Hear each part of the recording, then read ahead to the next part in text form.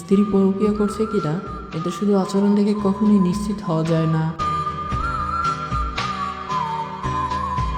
তবে আচরণে কিছু পরিবর্তন হলে সেটা সতর্ক সংকেত হতে পারে। যেমন হঠাৎ কথা কমে যাওয়া, মন খারাপ থাকা, চাপা টেনশন, সম্পর্কের দূরত্ব, এগুলো সবই অনেক কারণে হতে পারে, শুধু পরকীয়া নয়। এই অবস্থায় সবচেয়ে জরুরি হলো সুন্দরভাবে কথা বলা, অভিযোগ নয় অনুভূতি জানানো। কারণ সন্দেহ সম্পর্ক ভাঙে, কিন্তু কথা বলা সম্পর্ককে বাঁচিয়ে রাখে।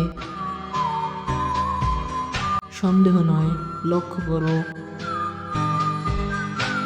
কারণ স্ত্রী বদলে গেলে এটা পরকীয়ার প্রমাণ নয়, এটা একটা সংকেত যে সম্পর্কের ভিতরে কিছু একটা ঠিক নেই।